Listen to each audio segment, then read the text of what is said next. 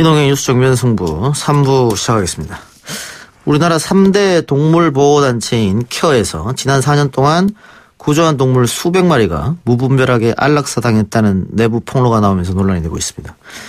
이번 계기로 다른 사설보호소들의 유기동물 안락사 현황, 또 안락사 기준, 동물보호 실태 등에 대한 관심도 커지고 있는 상황인데요. 동물권 연구단체 P&R의 서국화 변호사 연결해서 동물 안락사 유기견 문제를 좀 더 자세히 짚어보겠습니다. 변호사님.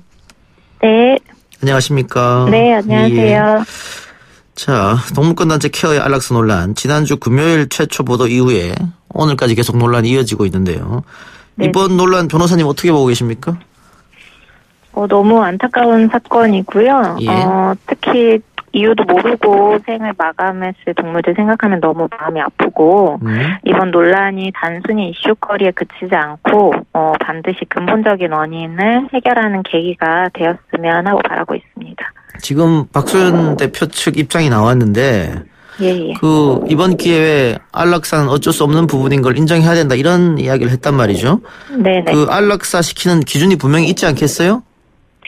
네, 이 부분에 대해서 지금 동물보호법 시행규칙에서 정하고 있습니다. 예, 시행규칙 22조를 보면 그 동물의 인도적 처리는 동물이 질병이나 상해로부터 회복이 안 되거나 혹은 지속적으로 고통을 받으면서 살아야 될 것으로 수의사가 진단을 한 경우 또는 동물이 다른 동물이나 사람에게 질병을 옮기거나 또는 위해를 끼칠 우려가 있는 경우 이렇게 수의사가 진단한 경우에 할 수 있고요. 추가적으로 지방자치단체장이 기증이나 분양이 곤란한 경우라고 이렇게 부득이한 사정이 있다고 인정하는 경우에 할 수 있도록 규정을 하고 있습니다.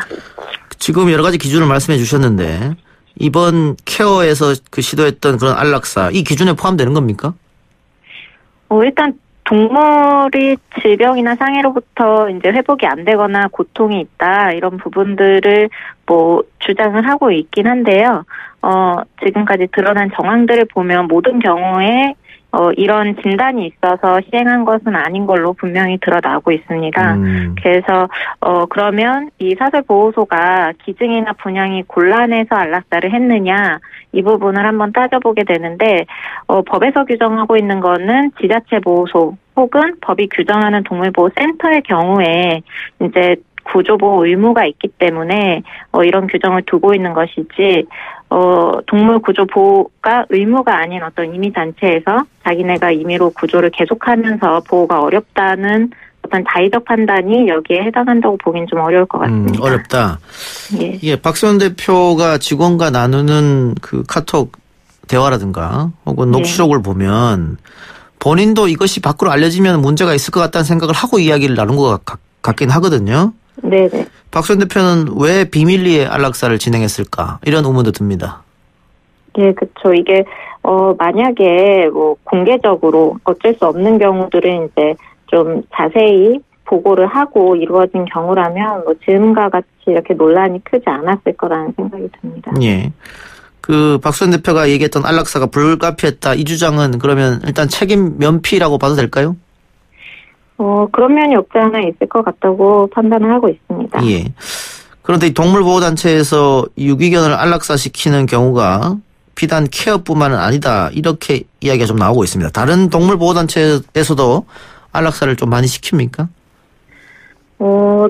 제가 알기로는 극히 드문 경우에 이제 시키고 있다고 알고 있고요. 예. 이게 이제 아까 말씀드린 기준들 중에 특히 의학적으로 치료가 불가능한데 동물이 너무 지속적으로 극심한 고통을 받고 살아야 된다. 이런 경우에 이제 수의사를 통해서 이루어지고 이러한 경우가 발생을 하더라도 수의사나 단체를 구성하고 있는 직원들의 동의 하에 지극히 제한적으로 이루어지고 있는 것으로 알고 있습니다. 예. 어쩔 수 없는 경우에 안락사를 한다. 아까 얘기했던 기준 말이죠. 그런데 예. 지금 케어 같은 경우에는 보통 대량 구조를 많이 하더라고요. 예. 구조를 했는데 자기 보호소에서 보호소가 지금 포화 상태이기 때문에 미리 있던 개들을 안락사시키고 다시 구조를 해서 그 개들은 보호소에 넣고 그리고 다시 후원금을 받고 또 언론에 좀 나간다거나 하면서 언론 플레이하고 결국은 돈 때문에 이런 일을 벌였다 이렇게 봐도 될까요? 사실 지금 지탄의 대상이 되고 있는 부분은 그 부분이고요. 예.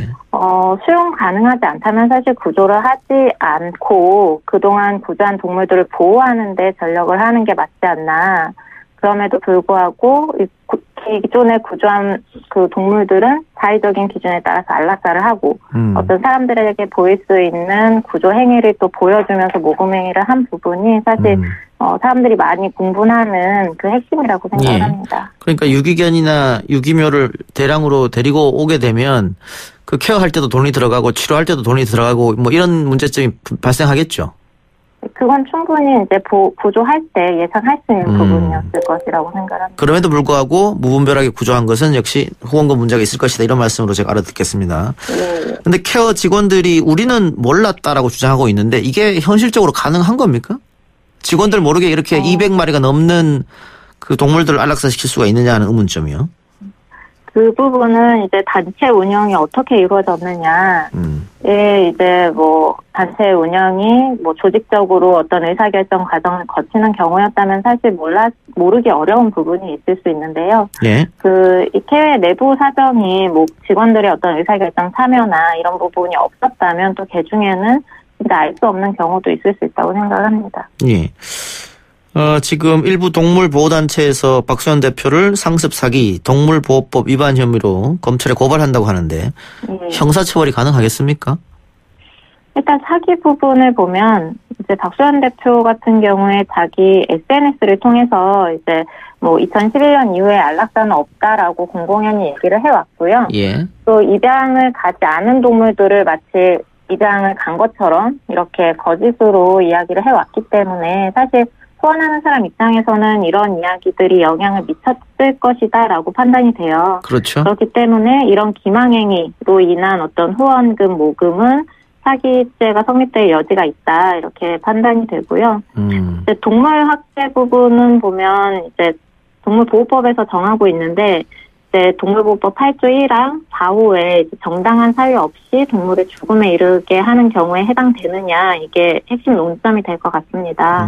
그래서 이 경우에 이제 정당한 사유 없이 죽음에 이르게 했다라고 포함되어야 한다고 판단을 하고 있는데 다만 지금 하위 법령인 시행 규칙에서 그 정당한 사유 없는 경우에 관해서 굉장히 협소하게 규정을 하고 있어서 이게 실질적으로 적용이 가능할지 여부가 주목되고 있는 상황입니다. 예.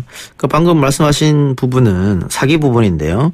예. 우리는 안락사를 시키지 않는다 이렇게 몇 번 얘기해놓고는 했기 때문에 그런 문제인데 예. 그 박 대표가 회원들에게 안락사 사실을 숨기고 후원금을 받았기 때문에 일각에서는 횡령죄도 가능하지 않느냐 이런 주장이 있습니다. 네.